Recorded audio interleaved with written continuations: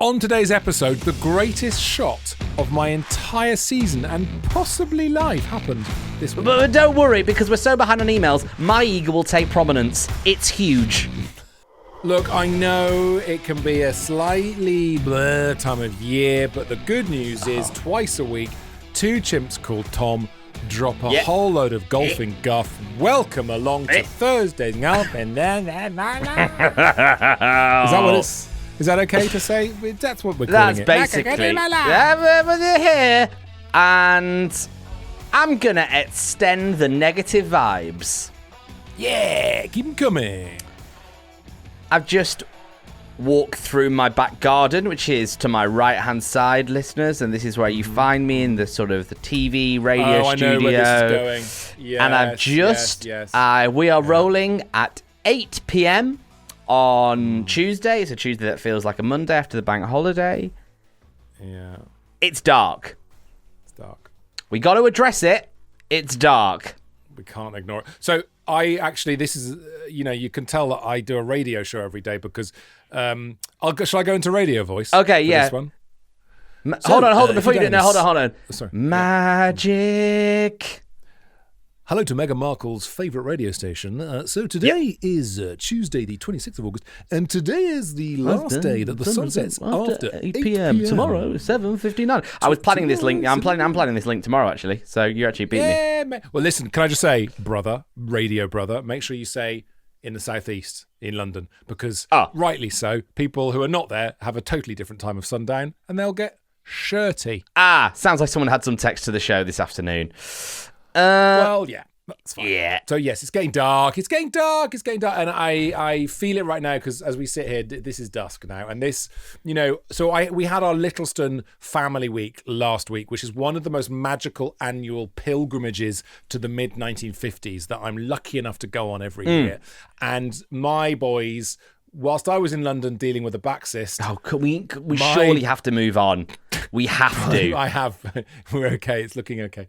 Photos available. DM me.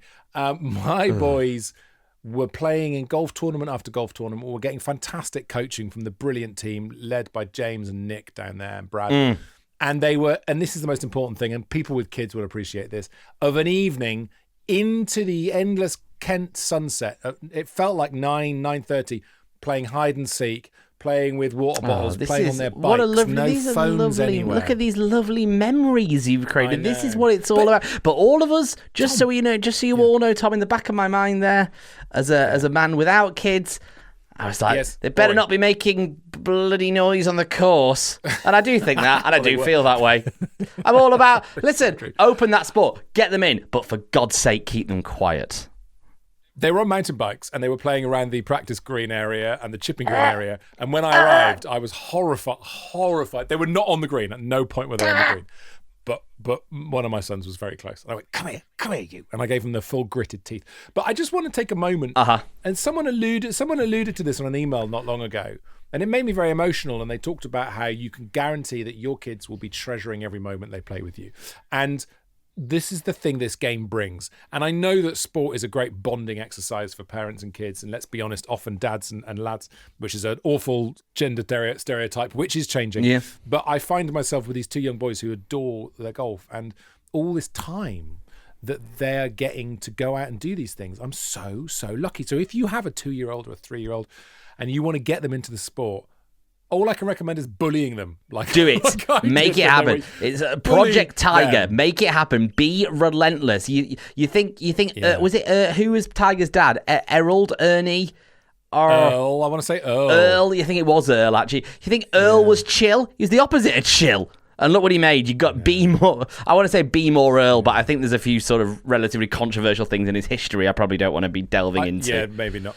I would say also the format we played on the last day at Family Week at Littleston, and if you a few people have messaged me saying they've played Littleston recently. What a wonderful time of the year it is to go and play. Yeah. I cannot recommend it enough. Tom, we are due. We must go down there this autumn and play. Okay, but you can do with these courses. This is the thing with these type of courses. Let's not forget that I went on a golf trip on the first week of January and played Old Links in Lytham, and I played Sillathon Solway, both Links courses, and they played like the middle of summer on the second or first week of January. It was ludicrous. Yeah. Thank you to your friend of mine, Mr. and Mrs. Climate Change. Yes, love that guy. So I played foursomes with my boys, and we had to find someone to play with my eldest son, and they found a local Kent guy called Chris, who is off one, and he's 79. He's shot his age something like 45 times. No way. He was captain of Kent, the Kent team. He won the English Senior Amateur Open, and he was playing every other shot with my idiot son. That is such an amazing story. Can you imagine being that good at the age of 79? That is the future that I want, that I know I'll never have. Well, interestingly, and I hope Chris doesn't mind me talking about him on the show. Hey, I haven't Chris. sought his permission, but he's a wonderful, wonderful guy, and he's a great golfer, and he was great company. And he played off one for a long, long time. And then he went to see a golf psychologist, which he very openly talked to me about when he was, I believe, 60. And that's when he got down. That's when it got serious, like +2, and he started winning loads of tournaments. He said the things that made him good. Were the psychologist was good, but playing competitive golf. And this is something we circle around quite a lot. Yeah. You've done it a bit this year. I've not done it anywhere near enough, and I've noticed my golf is not as good. Playing competitive golf. That is how you get better. I want to pick up a few threads that we've just touched on very quickly, talking about like your kids and the memories that this sport gives us. It's so funny. I have there is a certain brand, and I don't know what the brand is, but there is a certain brand of cigarette that I think he might even be my great uncle. I don't know. He's my Uncle Mick. We were in Portugal together at the start of the year, and he was and is a smoker. Every now and again, I will walk past someone smoking this cigarette, and just the smell will take me back to my junior golf days in Florida and put a massive smile on my face. Like, those were the days. And you do really cherish these memories. So it is so important, like, if you do have kids, to give them this stuff, because you're right, like, those are the memories that will stick with them forever. All those rounds of golf I had in Florida, and the smell of whatever cigarette. He was the only person in my life that smoked. My parents didn't smoke. Right. My grandparents didn't smoke. So it really was only him that I had attached to this cigarette smell. And it just, bang, I'm instantly back there. But this is the thing that golf can do. The combined association of a smell and a place, and golf has this ability to go right to our core. Yeah, and this is why, especially if you've played golf as a kid, you have this misty-eyed, often because of the cigarette smoke, but you have a misty-eyed, sort of romanticized, almost wordless feeling towards it. It's very hard to put words around it. Just this magnetic pull. Yeah, and towards then the sport. You have all this. I have all these feelings of love for it. Yet, Tom, I find myself golf sad. Oh no, Tom! I know, but this is what we wanted, isn't it? We as much as we all laughed and we all enjoyed the rich vein of form, we all loved it. We all had a great time. I had a great time, right? Has someone cauterized the vein? What's happening? Yeah, I don't know. It's really hard to come off the back of playing really well and it sort of fall away a little bit, and therefore your desire sort of falls away a little bit. I was playing 4 or 5 times a week. Justify. I was loving it, but no, I was having a really good time, and I was getting better, and it was sort of working, and it's fallen off the boil a bit, and it's left me just being like, don't fancy it. Don't fancy it. It's so funny. I'm in exactly the same place. So I've had highs in the same way you had your rich vein of form. I've had real highs of playing the Littlestone foursomes. Always interesting playing foursomes. Obviously, this is the format where you take every other shot. And when you play with your 9-year-old son and you end up consistently hitting him into deep, deep rough that's higher than him, or deep, deep bunkers. Cheers, Dad. That's a very strange feeling to be sort of, you live to protect your kid and keep them away from danger and the rough. But in this format, you are literally sending them in there. And then I had, one of the highlights of my golfing year on Saturday. I was doing a card, so you can see this on my EG. You can friend me, Tom Price. The Discord lot will already know. This is the thing about getting your Discord. You get these little snippets before the podcasters. Well, I'm a big fan of the Discord. I absolutely love it. Can you tell there's a butt coming? Oh, okay, hold on. Well, The Discord is absolutely insane, and genuinely, you must get on it urgently. It's brilliant, and it's now the thing I check before I check WhatsApp because I want to go see. What's going and on. also I love it. It's just a great escape. I wish we had it during the Rory moment because even though the Fleetwood moment was, and we'll come back to this, was a small percentage of what the Rory moment was. It was brilliant to be in that chat group with everyone watching it together. Yes. But Tom, sorry, back to I don't want to. You were on the course, and I know what's coming here, but I want to hear it from your mouth. Okay, so this is already on our Discord, which, by the way, thanks to the person on Discord who's now writing a sort of bullet point review of each episode of Golf is Ruining My Life, which I find slightly reductive of the art of podcasting. It's turned into bullet points. Yeah. And in last episode's case, revolving a lot around my backside, so apologies. Yes, yeah. Sort of takes away from the art. I mean, what I feel is an art form here, if I'm honest. It does a bit more arse form. You made this guy at the moment. Come on, I've done the first 9. I'm playing with my brother. I'm playing with both my boys, and it's me. It's a price 4-ball, and it was a stressful front 9. We had to let people through. You know when you play in a 4-ball and it's just not managed properly, and there's a guy in a buggy right up you on the first hole, and you're like, well, I'm going to have to let you through on the second hole. And letting someone through takes like 10 minutes sometimes.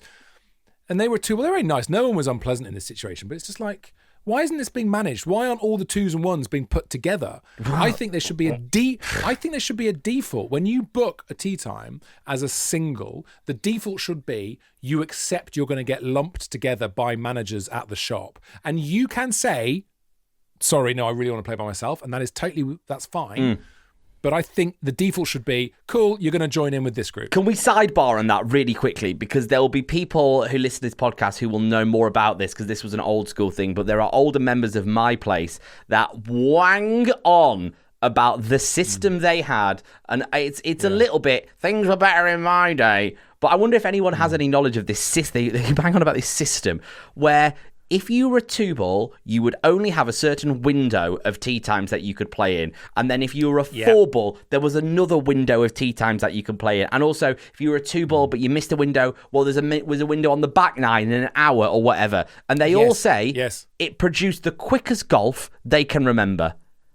And it's fallen apart. Online booking, the IG app or whatever app you use to book with your local club, is making the courses slower and is making more golf traffic because it doesn't have the intelligence to put people together and chunk people around. And it means that you get, as I had the other day, a series of 1-balls in behind a 4-ball. So you're obliged to let people through individually. It was ridiculous. Because you would never get that in America, by the way. You would never, ever get that in America. Of course, in America, managed, they would all the ones are stuck together and sent out. Yeah, as it should be. Because also, I'm more comfortable. If I'm put in a group, I can relax. There's people behind us, but there are 4 as well. So we're all going to get on with it. Yeah. That's much more relaxing. Anyway, we've only got 2 minutes to ads, and we're not even past the front 9. I know what's coming. God, we haven't even. Yeah, so I've done the front 9. I'm 9 over, and do you know what? I'm with my boys. I'm with my brother. I'm doing a card, but I'm happy. I'm having a nice time. It's a nice day. Get to the 10th, hit a 5-iron, very short par 4. The fairways are running for miles. I then had about 90 yards in, and I suddenly remembered a trick which I remember from years ago, where when you line yourself up, you look at a little mark on the ground between you and the flag, right? Yeah. So there's the ball. Maybe half a foot in front is a mark, a dandelion, probably not, whatever, on the ground, and you use that to line yourself up. Yeah. And then you think to yourself, all I want to do is hit the ball onto that mark. Yes. So it's you get a mark in the distance on the green normally or behind the green, and then you equate that to something a foot in front of you and you hit over that mark. Yeah. It's classic and it's good stuff. Loads of people do it. Tiger does it. So you adjust the ball, and I think that's nice. I need that after this 9 over 9 holes. Yeah. Took my 54-degree wedge. Yeah. And I'll tell you what happens after these products. Oh, wow. Do we think he'd be this excited if it didn't go in? Do we? I don't have to give anything away. Use half the Discord seen it. Let's get some adverts and get back to this anecdote. Yeah, and I hit quite a good wedge, and it was fine. And I 2-putted for a par. Against another classic par. So we went to adverts early there because I was so keen to make that a cliffhanger. So I hit a wedge, it bounced once, it went in the hole, I got a 2. Yeah, I got 2. Eagle watch, baby. Eagle watch in front of my son who's jumping up and hugging me, in front of my brother who looked like it was the most painful experience of his life. He looked like he was crushed, he was in physical agony. It was wonderful. And then I shot level par around the back. Unbelievable. So I was 9 over. So good. So good, so lovely. And just that. But as I was alluding to earlier on, I then played yesterday and I hated it. Yes, but do you know what? I've noticed this, Tom, and I want to congratulate you because I've seen a couple more scorecards than I have done for the last couple of months on your EGE, and I think that's absolutely brilliant. Yes. I think we need. I have fallen into the trap that I've told everyone to avoid all year. And I hate the fact I'm protecting your handicap. I'm protecting it. Yeah. I'm not so much protecting the number. Just I'm protecting. There was a lovely line going down. It was a lovely line. I was telling myself this story that the line represented me getting better at golf, and I can't have a little move away from it. And I have moved away from it. But well done, Tom. That is a lovely eagle. Although I would like to pick up on what you said on the Discord, which is this better than a hole in one? No. I think we can all. Well, I know you're excited, but no. So here's the thing. I don't know if you've ever over-celebrated something. Maybe you think a goal's gone in and it's actually side netting. It went in. My son, who's 9, came running over towards me and just jumped into my arms, and it was wonderful. And I thought, this is hole in one time, so I really went for it. Yeah. I really went. Yeah. Yeah. Nothing wrong with this. But no, listen. Everyone loves an eagle. I've had my first eagle this year. Everyone loves an eagle, but it's nothing on a hole in one. Anyway, over to Email Corner, brought to you by our friends at Golf Bidder. If you want any new clubs coming to the end of the year, as things go on sale, as people sort of get ready for clubs next year, head on to Golf Bidder. There's a link in our link tree to go and check out all the stuff on there. You just send your emails in. We pick an email that we love, and that person wins £50 to spend at Golf Bidder. Easy peasy. Hello to Stephen Blackie, golf trip organisers. Hi, Tom, and indeed, Tom. This email is less of advice or a question, more of a way to vent my frustrations. Hey, this is what we're here for. Yep. Also, do join the Discord, Stephen. Being in my mid-30s now, I think it's pretty normal that your big days out with your mates, watching the football or rugby, trying to consume your body weight in beer, are less frequent. Meeting up socially has been replaced with weddings or birthday meals, etc. One tradition that's endured is our golf trip, or TGA, Tour Championships, as it's known. It's a modest affair, one night away, couple of rounds of golf for 8 to 12 of us. I've become the organiser, sort of by accident, and I can honestly say it's probably the most stressful thing I do all year. Amen. It's hell. It is hell.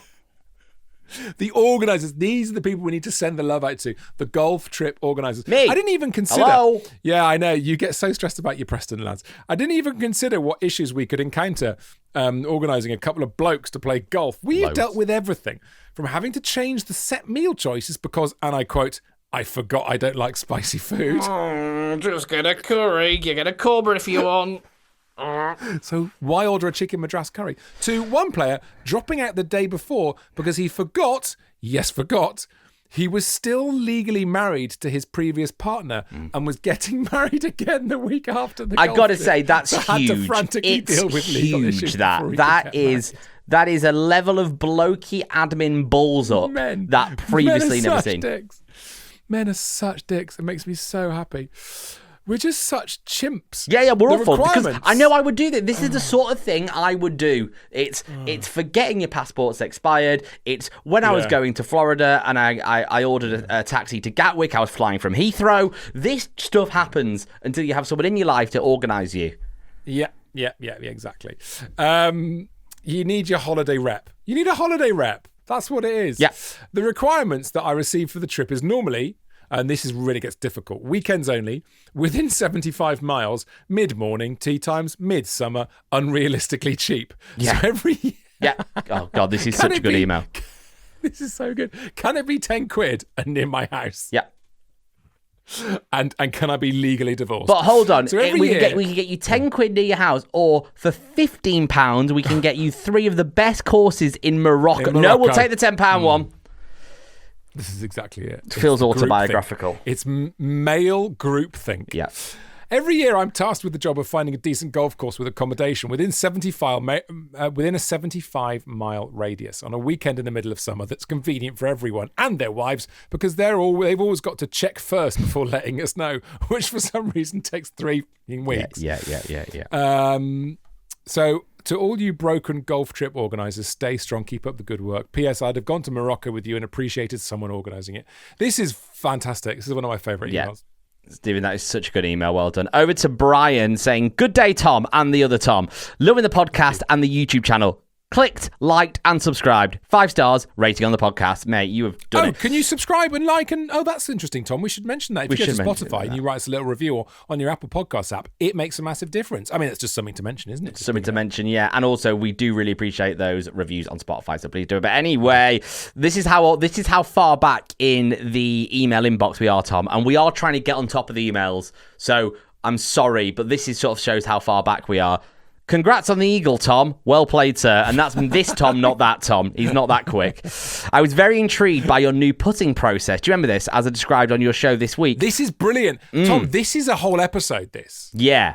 I think we should do this because I love this technique. It's what I use, and it has really helped. I think the name of this new song... Hang on. It's not what you use. Tom, you've invented a technique. No, I know. I have invented a technique. I know. Sorry, I need to pick this up. This is my technique.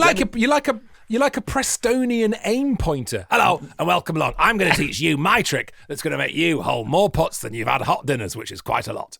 It's going to be amazing. God, and I'll be a millionaire. This will be absolutely brilliant. So the idea is, Here's my concept, right? This is how I put, and I think this is really, really helpful. You stand behind the ball, and you, in your mind's eye, you take a putt as if you were aiming directly for the middle of the cup. And you watch, in your mind's eye, that ball roll away to the left or roll away to the right. And you see it. And then where it ends, that's how many feet or inches you need to correct on the other side of the hole. I find total genius. It's genius. Anyway. It's total genius. Can I just say, Thanks. I don't know if you can hear what's just happened. Throughout that, absolute genius. I've just heard my kids are playing downstairs. Oh, yeah. And one of them just really hurt themselves and started screaming and crying. And yet, I have managed to go, no, I don't care. This putting technique is far more important than my hurt son. And Brian has named it. He said, I think the name for this new concept was in your description. You said, I then picture hitting the ball directly at the centre of the cup. You should name it Centre Cup Putting. Brilliant advice that I will put into my putting process later today. I raise a wee dram in your honour. Cheers, lads. Brian in Keswick, Ontario, Canada. Thank you, Centre Cup. Centre Cup. Do it. Try it. Do you use Centre Cup? Yeah, I've been using Centre Cup. It does sound like a sort of a device that ladies use to avoid toilets at festivals. Yeah. Have you tried? Have you got a Centre Cup? Have you tried a Centre Cup? It's great for the tent. Thanks, Brian. Thank you. Oh, I've got horrible images in my head. Sorry, my bad. Right, we've got time for one more. Jake. Dear Toms, having heard Tom Green's story about his first eagle last week, you can tell where we are. Yeah. These emails are from early August. Apologies. I thought I'd share my own. I'm an expat, British, who's been living and working in China for the past 8 years, and I'm addicted to the game of golf since taking it up 18 months ago. Nice. I don't have a handicap, but I would guess somewhere between 15 to 18. During my visit back to the UK this summer, I played a round of golf with my father-in-law, something which has become a tradition for each time I visit home. And again, I don't want to do a big segue here, but this is what I was talking about earlier on. The way that golf brings this family thing. It's brilliant. Is just so special. Yeah. It's so special. We played the lovely Lanhydrock course in Cornwall. Beautiful. It's a beautiful countryside course with plenty of short par fours and birdie opportunities. Love it. It's very near Bowood Park, which is also very nice. Having already sunk my first ever birdie, and then another one a few holes later, wow, this course sounds easy. No, great. I took the honours heading to hole 13, a 290-yard par 4, downhill, dogleg left. I'd been using some hired Ping G430s, correct. Ping, play your best. 440s are available. I love the driver. I'd been playing so well off the tee, I decided to get loose and really send one. I struck the ball better than I've ever hit a ball in my entire life. Ping will do that, am I right? Fade down the hill. Exactly. Which took a great bounce and disappeared out of sight towards the green. My father-in-law and I agreed it would almost certainly be close to the green. Maybe I'd be chipping on. As we approached the hole, I saw the pin was placed at the front of the green and that my ball was a little less than 6 feet away. Dum. But this is a moment, where with great joy comes great responsibility. Yeah, because jubilant. In his head, Tom, you know who's appeared. In his head, with the flute, Noel's there. No one's even summoned Noel. He's self-summoned Noel. Do-do-do-do. Could you get it? Do-do-do-do. Hello. Jubilant, but incredibly intimidated at the putt I was now going to have to make for my first ever eagle, and undoubtedly the best moment of my life, second only to my wedding, of course. Yep. My father-in-law asked me if I wanted him to video the putt. After some thought, And that is full on. He's accidentally knolled you there. That's an accidental full knoll.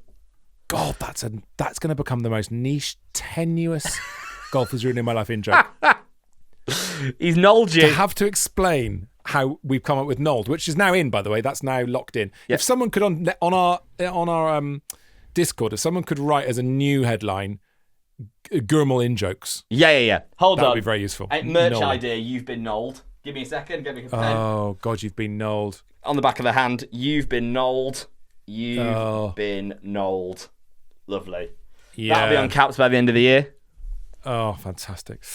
After some thought, I want one of those caps. And everyone will be like, what's that got to do with Noel Edmonds? No, doesn't matter. No. After some thought and reckoning with the fact I'd not be making the tour anytime soon, so I should film this momentous occasion, I agreed. I pulled the eagle putt right and ended up around a foot away from the hole. Not the amazing ending I'd hoped for, but certainly not a bad effort considering the break. No. A little gutted at missing the eagle, but still ecstatic about a birdie tapping. I walked up to the ball, father-in-law still filming. Oh, God, I didn't think we were going here, but I now know where we're going. I feel sick. This is the golf equivalent of I See Dead People, isn't it? We all know what's about to happen, and it's going to happen. Yeah, this is awful. I gave it a little tap and the ball lipped out. Yeah, nice par. Good par. It's a good par. Nothing but a par. Nothing. Never worse than a par. That. What an email! What a great email. People say, hang on. There's more to this email I want to read out. People say there's no such thing as a bad par. There is. Really is. Jake Lawrence, a big fan of the podcast, currently rocking your black Gurmal hoodie around the streets of Shanghai in China and ignoring all of his father-in-law's messages, laughing at his recorded. Nice to have our quality merch returned back to where it came from. I'm joking. It wasn't from China. Quite. No, it's Vietnam. So... Talking of merch, there might be some new merch available soon, and you should definitely join our Discord. Have we mentioned we've got a Discord? We've got Discord. Yeah, go into the Discord. There's a link in the description. Click it, join it. It's just like a fancy WhatsApp. We will be launching the Discord we'll be launching the merch in the Discord, and I've got a stark feeling that it's all going to sell out just from the Discord lot because they're mad, and there's hundreds of people, and there's hundreds of them, and the merch is really fun. So I think it should be turning up tomorrow. So we might be. Oh, that's exciting! Yeah, we might be ready to go on this. Don't quote me on that, Tom. Okay. I'm really stuck because I really like that email, but I also think Stephen Blackie because he deserves something for being the organizer. So, mate, golf trip organisers. I think, here's an idea for future golf trip organisers. You should say, I'm going to put it together, but I go free. So if there's a group of 12 people, you all absorb the cost of my golf, or maybe you absorb the cost of my accommodation.